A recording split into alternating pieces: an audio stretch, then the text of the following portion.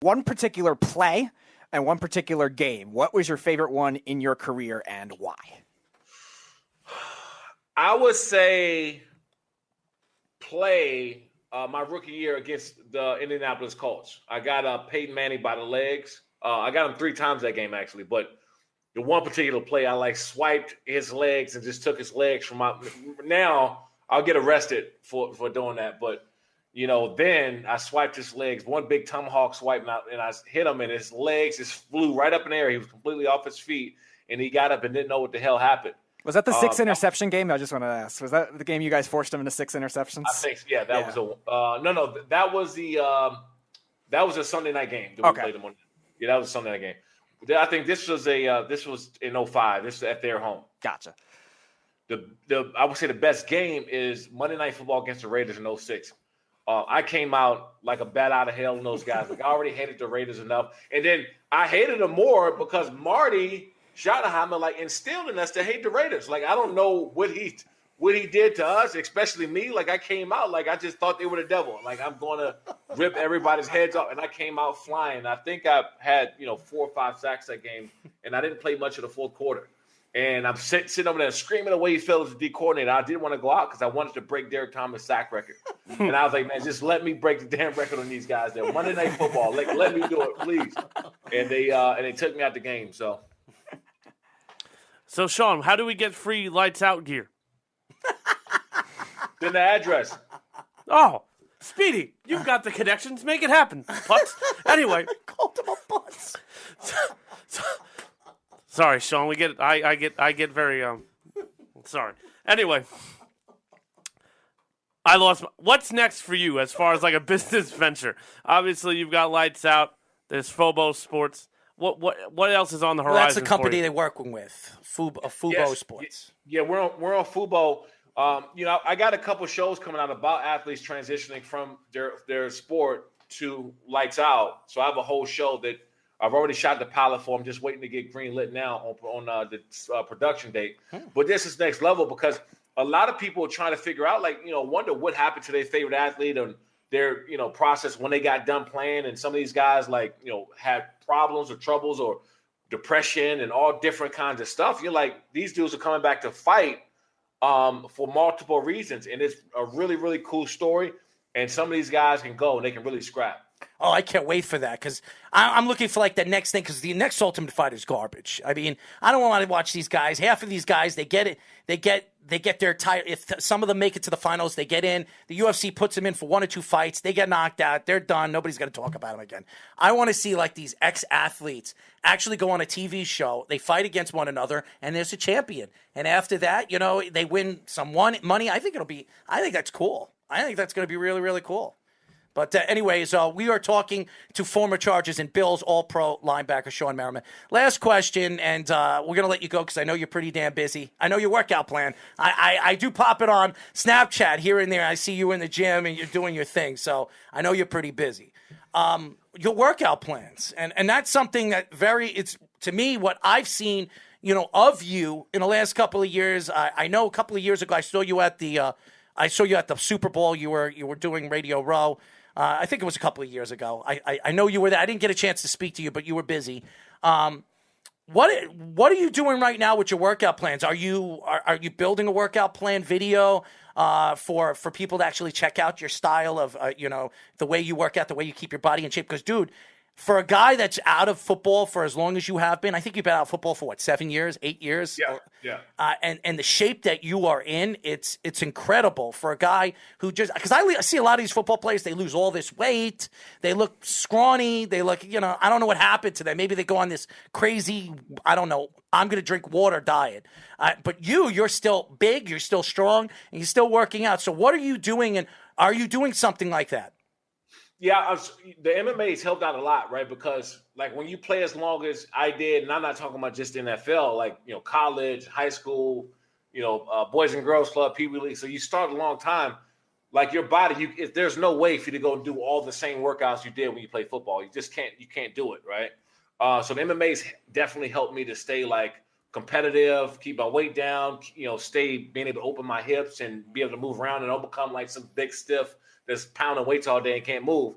And then I mix in a combination of circuit training and a little bit of weights. Hot yoga I do 3 days a week. And so like it's really the consistency of it. You know, people think you got to go in the gym and have like these amazing Olympic workouts every time. You don't. You're just like, hey, work out 4 days a week. You know, out of the 7, stay consistent. You'll stay in shape. I mean, it's pretty. I know it sounds easier said than done, but for me, it is. It's like I go and I roll out of bed 6:30 in the morning. I hit the gym and then I get my day started at 8:30. Like it's just normal for me. So one teammate, either with the Chargers or with the Bills when you were there, that was your favorite guy to hang out with or talk to you, and the best story, a good story that comes with that player and why.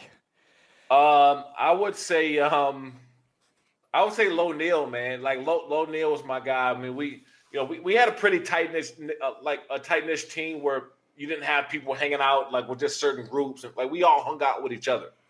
But Lorenzo Neal, man, he was, believe it or not, my rookie year, he was my workout partner. I think he was in his 12th or 13th year at that point, and I couldn't keep up with him. Like Lorenzo Neal was just on another level. But I remember one of the times he was a rookie dinner, and we got into it, like, you know, just talking back and forth on basically who can take more shots. And we both had drank 19 shots that night, right? And I just woke up, and I remember it was the worst hangover I think I've ever had in my life. I think I slept on a hotel dresser. I took the TV off and slept on the dresser that night. But after that, we had this truce. We had this thing called brother-in-law because we would clash in practice and try to knock each other heads off, and we would just challenge, and it was, you know, just such a pleasure being around O'Neal. But we had to brother-in-law that thing. Shawne, you hit a very sensitive topic before when you were talking about how athletes, when they no longer in the limelight, they kind of fall from grace. No one knows what they're doing or how they're doing, which your show will obviously show when it comes out. Do you have any advice for former athletes that maybe they didn't leave their sport on their terms, or they're looking for something to do in their spare time? Yeah, I would say get started. Whatever you're doing now, like while you're playing, start planting the seed on what you want to do next. Like, there's nothing like that first year when you're out and you're going through it. It took me like a good year to release the game of football. I remember sitting in a broadcasting booth talking, you know, about the games, and they would come to me, and I would feel bad talking about somebody blowing the coverage because I knew him, right? I'm like, you thought that you're told like not to throw your boy under the bus, right? Or you're one of your teammates or somebody you know, and they blown the cover 3. I'm like, hey, that's such and such fault. And it just took me a whole year to get away from the game mentally and stuff like that. But I rode right into what I wanted to do next. Like, don't take that time off. Don't sit around because you will be miserable.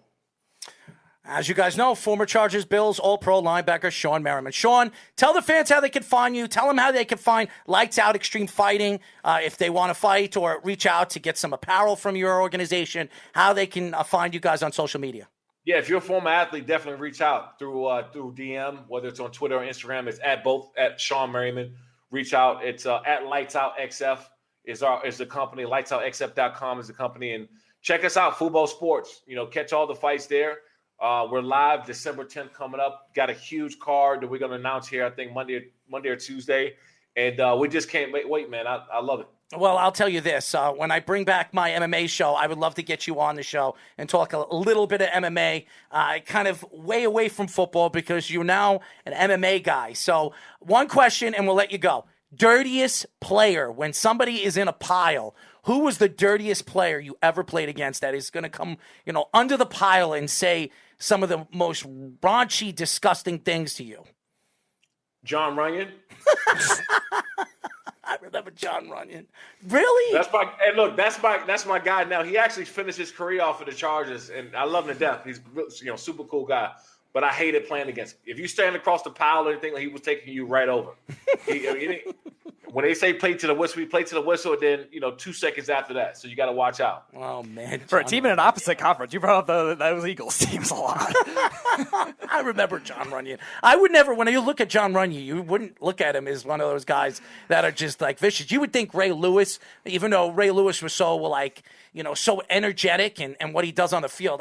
If he was on, also Suggs, Terrell Suggs, the way he talked on the field. When I saw him, when I was on the field, when I got a chance to go a live game, and I listened to Terrell Suggs, you can hear him all the way on the sidelines talking the crap that he was talking, and he really put up. He definitely did when he went out there. But Shawne, thank you for joining us. We'll definitely want to get you back on again. We'll reach out to you very, very soon. Thank you, obviously, your publicist for letting us, get you on. I know you're a very busy man. Absolutely, man. Thanks for having me.